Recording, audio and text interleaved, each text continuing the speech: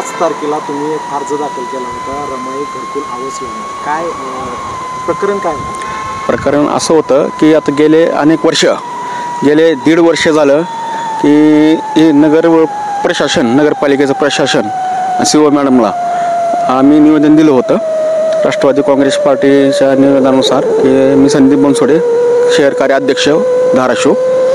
तर 1.5 वर्ष झालं वारंवार आमची भेट असून मी सारखं असं भेटतो मॅडमला की काय होतं, कुठपर्यंत आलं जगचं, काय झालं, काय अडचणी काय आहेत. तर त्यांचं आम्हाला अशी बातमी समजली की त्यांनी काहीतरी रमाई योजनेचे जे वरून जे बजेट आलेलं आहे त्यांनी काहीतरी वैयक्तिक फंडमध्ये ठेवलेले आहेत. ते त्यांनी व्याज खात आहेत आणि वैयक्तिक कर्मचारी खाते आहेत का स्वतः CO मॅडम खाते आहेत ते त्यांनाच माहीत.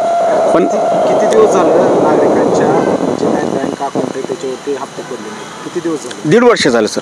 सर्वे किती दिवस झाले? सर्वे होऊन वर्ष झालं. आता जानेवारीला सर्वे झाला, गेल्या वर्षी 2024ला सर्वे झालेला आहे. आणखीन त्यांचे पहिले, दुसरे, तिसरे कसलेच हप्ते पडलेले नाहीत.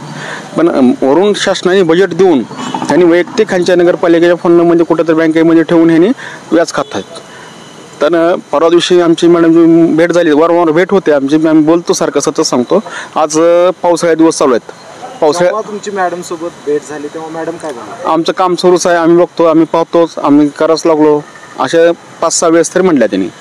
आम्ही देतो लक्ष, आमचं आहे, आम्ही कर्तव्य करतो, हे असंच बोलतात. असं अनेक वेळ झाले. आणि सध्या आता पावसाचे दिवस चालू आहेत. पावसाळी दिवस चालू असल्यामुळं आमच्या दलित वस्तीमध्ये रमाई आवास योजनेच्या ह्याच्यामध्ये घरावर पावसाचे आता सडे कोसळते.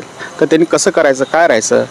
तर मॅडमनी जर 2-3 दिवसामध्ये जर चेक काढले तर ठीक आहे, नाही तर राष्ट्रवादी काँग्रेस पार्टीतर्फे आम्ही तीव्र आंदोलन करू.